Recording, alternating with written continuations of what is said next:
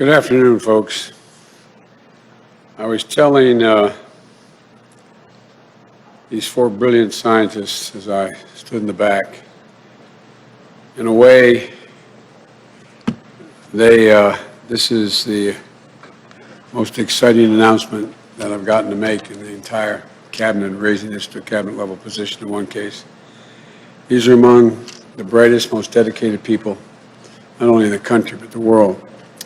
And I want to say good afternoon to all the American people. And two of the most extraordinary, least known departments, especially the last 4 years, at the White House has been the Office of Science and Technology Policy and the President's Council of Advisors on Science and Technology. They're composed of some of the most brilliant scientific minds in the world.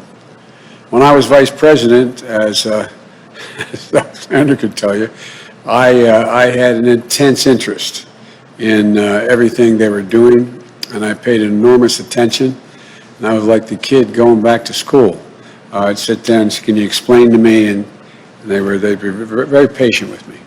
And but as president, I wanted to know I'm going to pay a great deal of attention to these issues again. When I traveled the world as vice president, I was often asked to explain world leaders. They asked me things like, define America. Tell me, how can you define America? What's America? And I was on the Tibetan plateau with, at the time, with Xi Jinping. And he asked me in a small meeting he and I, we each had an interpreter, can I define America for him? I said, yes, I can. In one word, possibilities. Possibilities. I think it's one of the reasons why we've occasionally been referred to as the ugly Americans. We think anything's possible. Given a chance, we can do anything. And that's part of, I think, the American spirit and what the people on this stage and the departments they will lead represent. Enormous possibilities. They're the ones asking the most American of questions. What next? What next? Never satisfied or what next? And what's next is big and breathtaking. How can we make the impossible possible? And they were just asking questions for the sake of questions. They're asking these questions as call to action, to inspire, to help us imagine the future and figure out how to make it real and improve the lives of the American people and people around the world. This is a team that asks us to imagine every home in America being powered by renewable energy within the next 10 years. Or 3D image printers restoring tissue after traumatic injuries, and hospitals printing organs for organ transplants. Imagine, and they really, and then rally the scientific community to go about doing what we're imagining. Using science, data, and discovery was a governing philosophy in the Obama-Biden administration. And everything from the economy to the environment, to criminal justice reform, and to national security, and on healthcare. For example, a belief in science led our efforts to map the human brain and to develop more precise individualized medicines. It led to our ongoing mission to end cancer as we know it, something that is deeply personal to both my family and Kamala's family, and countless families in America. When President Obama asked me to lead the cancer moonshot, I knew we had to inject a sense of urgency into the fight. We believed we could double the rate of progress and do in 5 years what otherwise would take 10.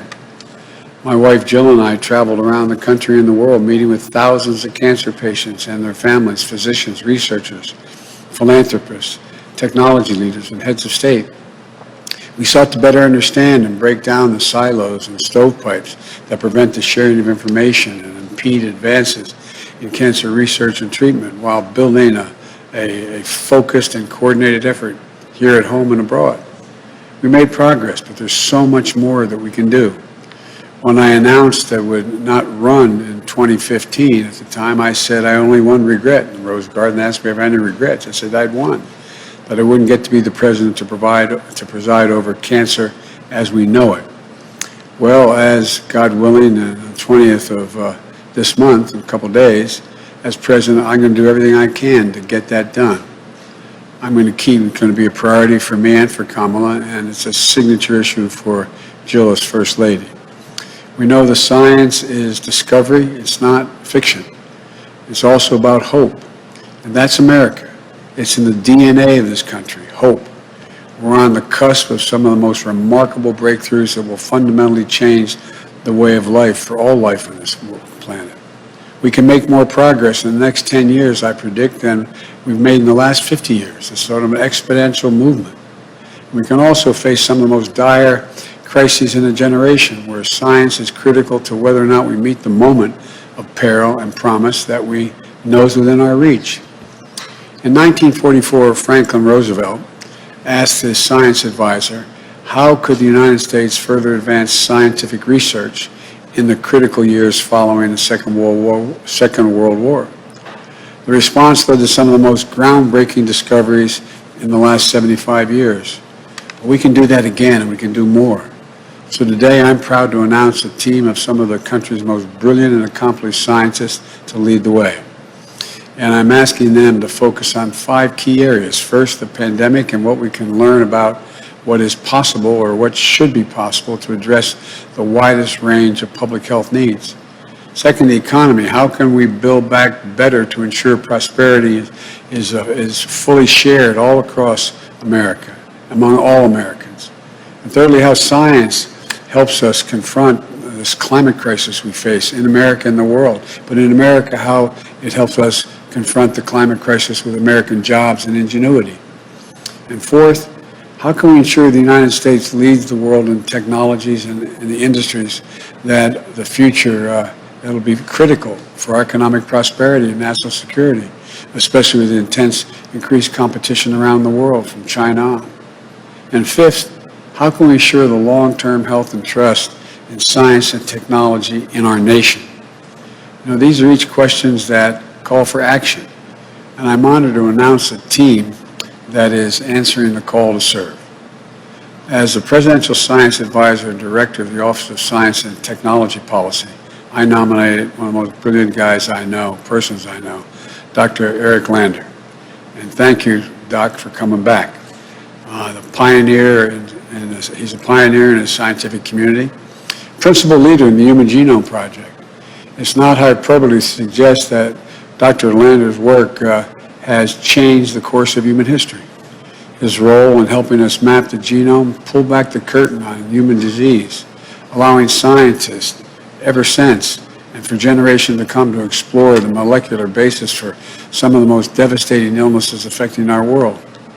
And the application of his pioneering work are poised to lead to incredible cures and breakthroughs in the years to come.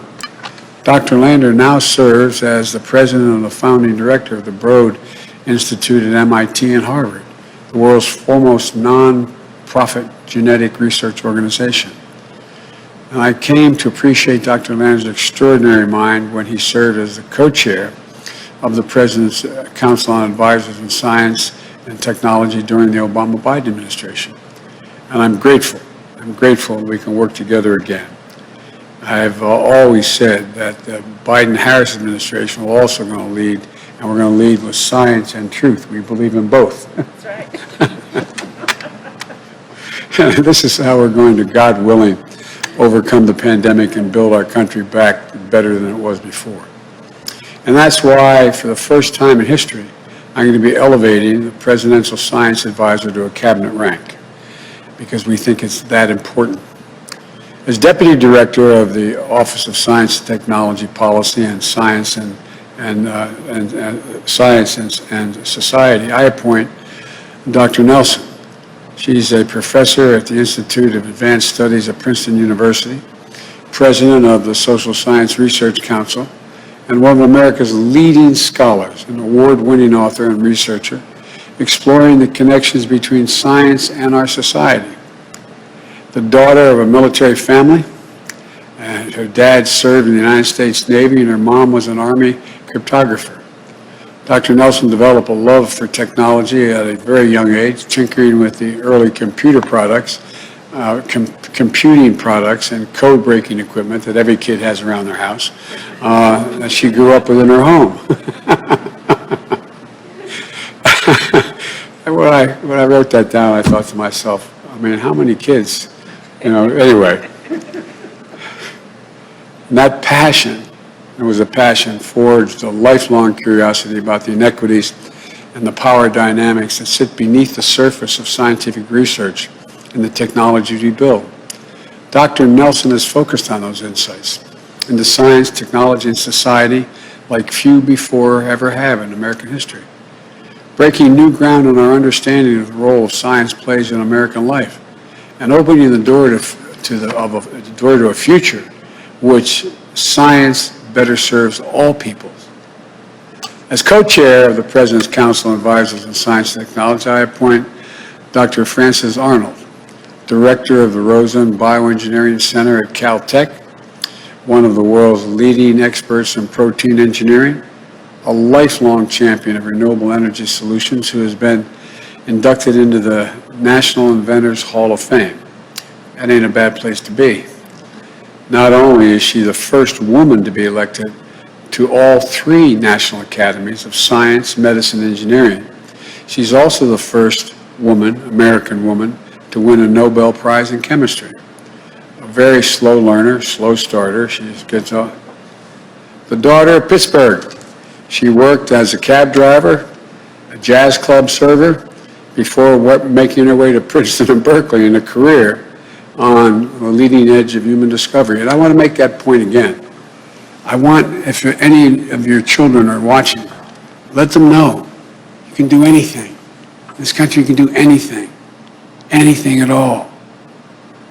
And so she survived breast cancer, overcame the tragic losses in her family while rising to the top of her field, still overwhelmingly dominated by men. Her passion has been a steadfast commitment to renewable energy for the betterment of our planet and humankind.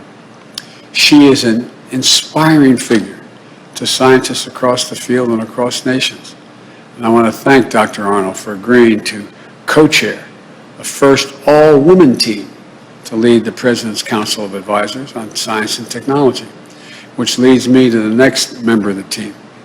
As co-chair, the President's Council of Advisors on Science and Technology, I appoint Dr. Maria Zuber, now a trailblazing geophysicist and planetary scientist, a former chair of the National Science Board, first woman to lead the science department at MIT, and the first woman to lead NASA's robotic planetary mission.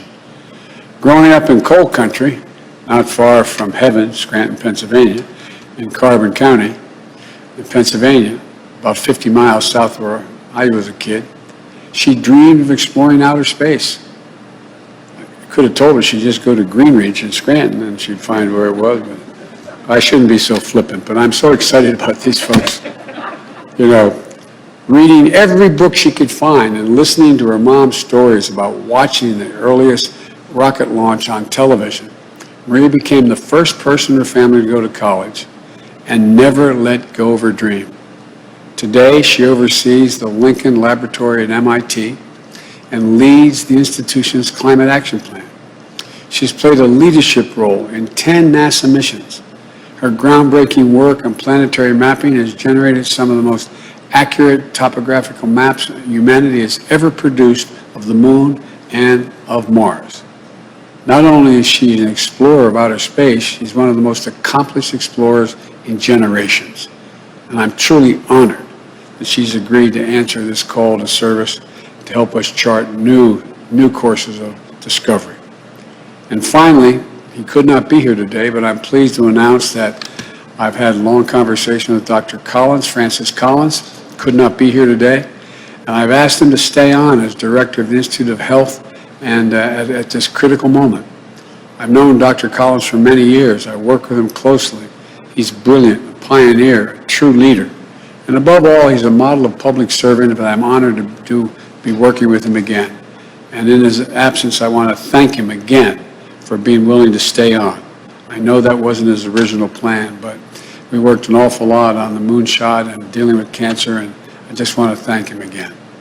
And to each of you and your families, and I say your families, thank you for the willingness to serve. And not that you haven't been serving already, but to serve in the administration. And the American people, to all the American people, this is a team that's going to help restore your faith in America's place in the frontier of science and discovery and hope.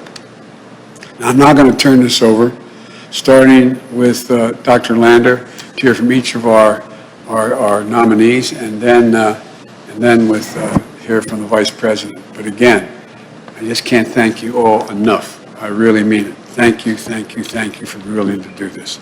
Doc, it's all yours. I better put my mask on. I'm going to get in trouble.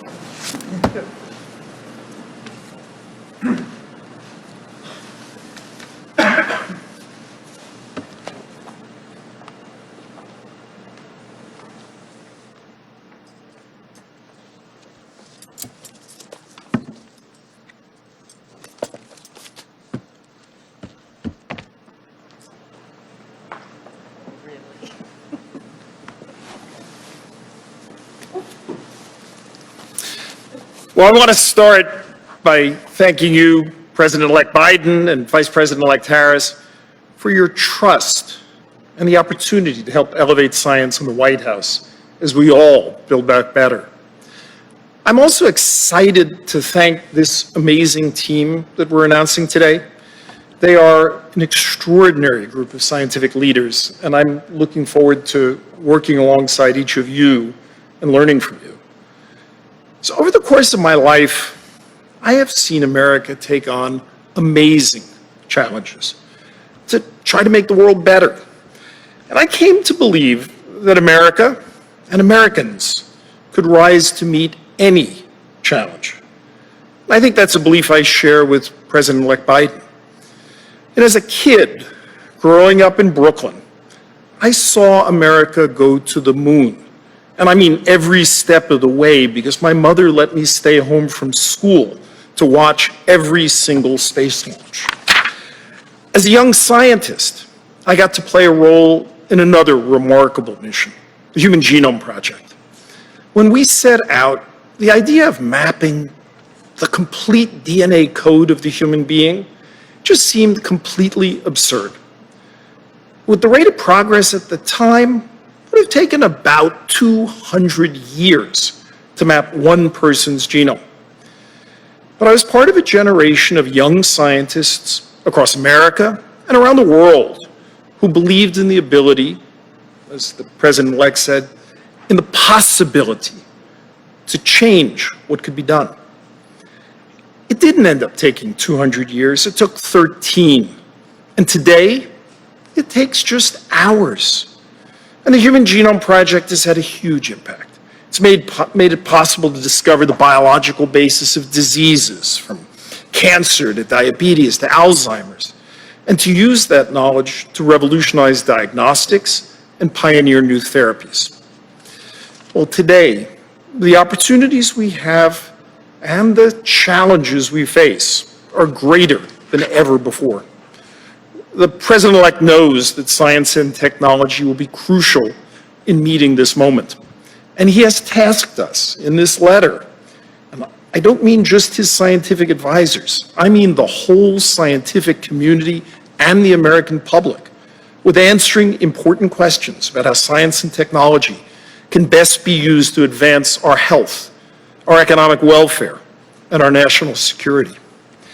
He's asked us to rise to this moment, to draw lessons from the pandemic, to seek bold new climate solutions, to propel technologies that will create new industries and new jobs, to ensure that the benefits of progress are shared broadly among all Americans, and to nurture, replenish, and strengthen the scientific community. No nation is better equipped than America to lead the search for solutions, to inspire the next generation, to attract the best scientific talent from within our shores and from around the world. America's greatest asset, I think, is our unrivaled diversity. After all, scientific progress is about someone seeing something that no one's ever seen before, because they bring a different lens, different experiences, different questions, different passions. No one can top America in that regard, but we have to ensure that everyone not only has a seat at the table, but a place at the lab bench. I am so grateful to this team, to the President-elect and the Vice President-elect, and I am so excited about working together to extend the endless frontiers of science. Thank you.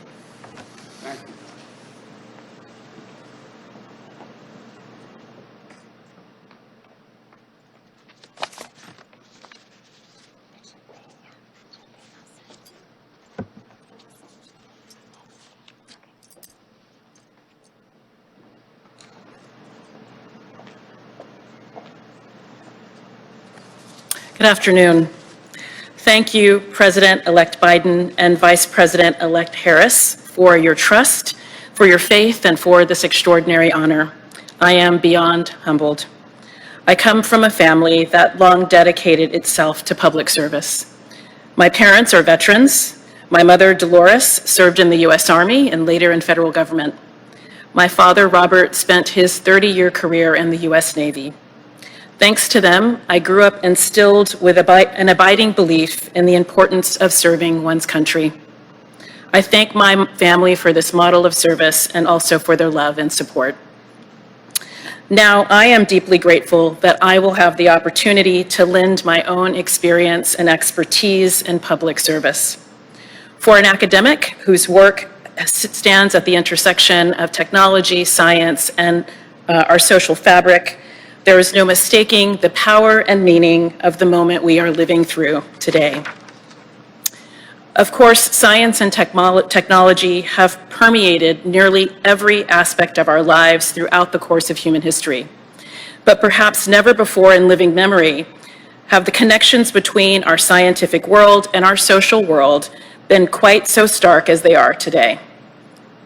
The COVID-19 crisis has inflicted extraordinary suffering, but it has also held up a mirror to our society, reflecting in its deadly wake resource gaps and medical disparities, the inequality we've allowed to calcify. And as new technologies take root in our lives, from artificial intelligence to human genome editing, they reveal and reflect even more about the complex and sometimes dangerous social architecture that lies beneath the scientific progress we pursue. Science at its core is a social phenomenon. It is a reflection of people, of our relationships, and of our institutions. When we provide inputs to the algorithm, when we program the device, when we design, test, and research, we are making human choices. Choices that bring our social world to bear in a new and powerful way. It matters who makes these choices. It matters who they're thinking about when they do. That's why, in my career, I've always sought to understand the perspective of people and communities who are not usually in the room when the inputs are made, but who live with the outputs nonetheless. As a Black woman researcher, I am keenly aware of those who are missing from these rooms. I believe we have a responsibility to work together to make sure that our science and technology reflects us, and when it does, that it reflects all of us, that it reflects who we truly are together. This too is a breakthrough. This too is an innovation that advances our lives. We have an incredible window of opportunity ahead of us to approach our science and technology policy in ways that are honest and inclusive, to bring the full strength of our communities, our experiences, our concerns, and our aspirations to every table we think as we think through emergent forms of science and technology. There has never been a more important moment for scientific development, to get scientific development right, or to situate that development in our values of equality, accountability, justice, and trustworthiness. It is my honor to pursue that effort with this distinguished team and with a President-elect and Vice President-elect who stand up proudly and consistently for scientific integrity and the dignity and worth of every community. Thank you.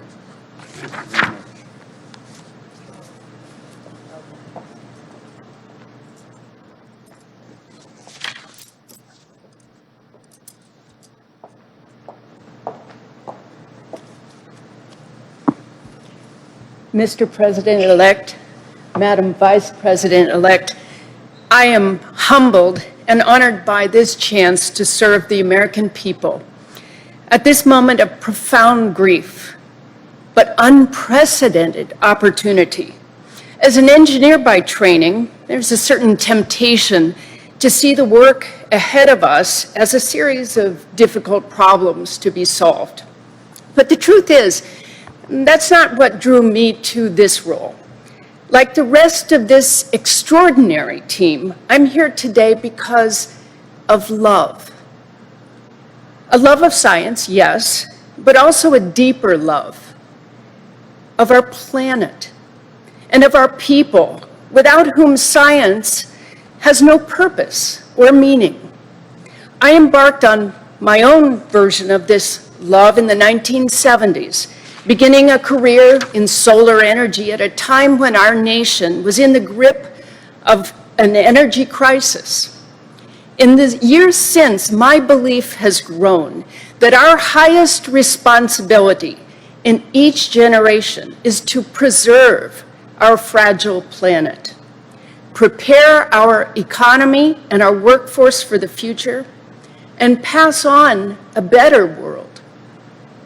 Science-based decision-making has always been our most powerful tool for meeting that responsibility, perhaps never more than today.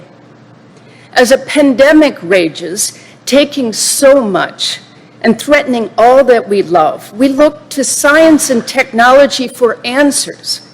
Technology to stay connected to one another, science to find vaccines and light our path out of darkness. As climate change looms, we look to science and technology once more to save this precious jewel of our planet so that we might pass it on to future generations intact and in good health as it was passed to us. In a time of economic crisis, we look to science to develop the industries of the future, the ones that will breathe new life into our livelihoods and provide the good jobs that lift up families and our communities and bring dignity and security to all of our people. And in a moment of torrential divisions, science offers us a common shelter of facts and truth, within which we can begin to come together and in time to heal. Science, once again, is not about cold solving of problems. It's a warm and beautiful exploration of the unknown, an expression of human curiosity that propels us forward and allows us to fulfill our most important responsibilities. The moment we fail to nurture it, we resign ourselves to living in the past and lose the chance to guide the future. The agenda put forward by the President-elect and the Vice President-elect resonates with me, not only as a scientist, but as a grandmother. When we put science back to work for the benefit of all people, revitalizing our economy, fueling our climate response, broadening our perspective as we rebuild around greater equity and opportunity, we are making a society that is worth passing on to our children and our grandchildren. It is an act of love, and I am honored by the opportunity to help nurture this effort. Thank you.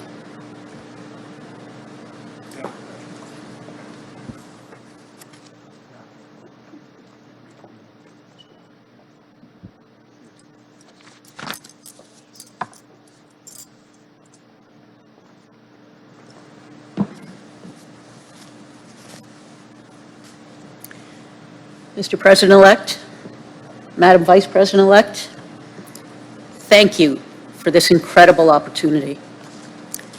Like President-elect Biden, I was born in eastern Pennsylvania, where I spent clear nights observing the sky. I decided to become a scientist because I just couldn't deal with not knowing what was up there. That impatience, coupled with our country's unparalleled system of higher education, allowed me to pursue robotic space exploration and live a life of discovery. Imagine mapping the solar system for a living. That's me. Somewhere along the way, I began to appreciate another dimension of science, to see it as a way to help people and advance our country. That element of service called to me just as powerfully as the night sky had in my youth. I have been fortunate to serve our country across each of the previous 3 administrations. I am proud today to be joining a 4th and look forward to continuing to advocate for science in a nonpartisan manner in this new role. I am thrilled with the challenge and the opportunity to work together with the scientific leadership of this administration to restore trust in science and pursue breakthroughs that benefit all people. That work is especially critical today as the pandemic continues to rage. Throughout this difficult chapter, my colleagues in the life sciences have proven, through extraordinary sacrifice and resolve, that science and scientists are part of the solution. And when the country needs us, we will be there. We will be there beyond the pandemic, too, helping take on the full sweep of challenges ahead, including our transition to a zero-carbon energy system, our need to create good-paying jobs of the future, and other aspects of our existential fight against climate change. My home in Pennsylvania was an anthracite country. Both my grandfathers mined coal and died of black lung. Most of the jobs left that region half a century ago, and in communities like mine, they've never come back. I could not be more excited for the efforts of this administration to deploy science to help breathe new life into these places, into so many communities, large and small, that are hurting today. Bold scientific leadership will be a critical component of building back better, guarding our health and safety, helping spark new clean industries, and keeping America competitive in the race for those well-paying jobs of the future. I am honored to be a part of this effort, and I can't wait to get to work. Thank you.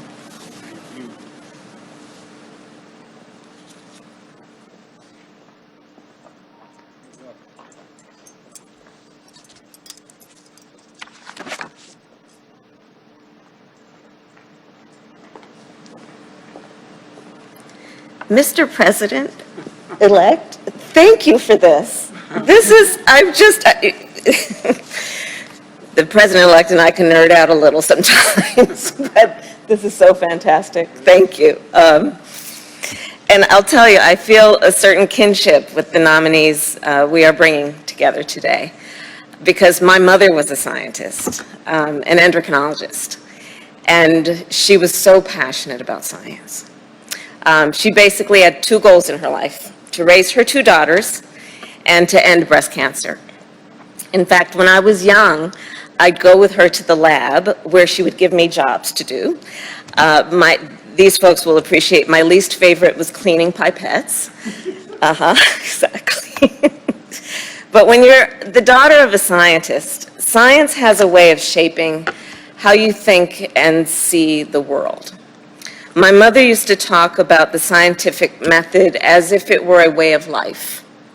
And she instilled in me a fundamental belief in the importance of collecting and analyzing data, facts, of forming a hypothesis, and recognizing that it's not a failure to reevaluate that hypothesis when the facts don't add up, of making decisions not based on intuition or ideology, but based on evidence. And today, the importance of that lesson, of following the science, of listening to the scientists, is clear everywhere we look. From a pandemic that has taken such a devastating toll, partly because our nation's leaders did not listen to the scientists from the start, to raging wildfires, record-breaking storms, and a climate crisis that scientists agree is caused by human beings. The science behind climate change is not a hoax. The science behind the virus is not partisan. The same laws apply. The same evidence holds true, regardless of whether or not you accept them. And President-elect Biden and I will not only listen to science, we will invest in it so we can achieve breakthroughs, from strengthening public health to tackling climate change to jump-starting job creation and economic growth. And as we do, we will also make sure we are investing in STEM education and the next generation of scientists, including women scientists and scientists of color. The team we are naming today will help us lead this work. These world-renowned scientists and distinguished experts are joining our administration because they believe in public service, in the nobility of public service. And they want to put their extraordinary talents to work on behalf of the people of the United States. By nominating them to these important posts, the President-elect is sending a very clear message. We are going to make sure the United States of America once again leads the way in science and innovation, harnessing the world's collective knowledge to unlock new cures, new breakthroughs, and as the President-elect always talks about, new possibilities for everyone. So let me close by saying this. A few weeks ago, I got the first dose of my coronavirus vaccine. It was the Moderna vaccine, and it was developed with NIH, the National Institutes of Health, by a team that was co-led by a 34-year-old black woman by the name of Dr. Corbett. So I have a message for all the little girls and boys out there who dream of growing up to be a superhero. Superheroes aren't just about our imagination. They are walking among us. They are teachers and doctors and scientists. They're vaccine researchers like Dr. Corbett. And you can grow up to be like them too. So let's dream big, lead with conviction, and see ourselves, each one of us, as the superheroes of tomorrow. Because the beauty of science is that it is about the pursuit, as has been talked about what we can do to improve the human condition, to lift people up, to see what can be, unburdened by what has been. So to the young people, our young leaders, see yourselves that way and pursue your dreams, not only for your sake, but for ours, because our country needs you. And again, Mr. President-elect, thank you so very much. Thank I you. got to say one thing. I'm not supposed to speak again. Come here, don't go away. You can tell, this is real. We are both really excited about this. Really excited. Because I think there's so much we can do. And I think you got it right, Doc. We have the most diverse population in the world that's in a democracy that functions. And there's so much we can do. I can't tell you how excited we've been about doing this. We saved it for last. I know it's not, we're not naming the Department of Defense and the Attorney General, but I tell you what, you have more impact on what our children are going to face and our grandchildren, what they're going to have opportunities to do than anybody. And she's pretty good too, isn't she? Pretty good. I may not be much, but I know how to pick them. So anyway, you do. this is really, we're going to be doing a lot of work and working hardly wait to have you. I'm taking this beyond what we're supposed to do. See you. Okay. Come on. Is there any scenario we would not be taking the oath outside on Wednesday? Crowd pull us up, please. Are you working? No, ultimately, go past the stimulus plan. Crowd pull us up.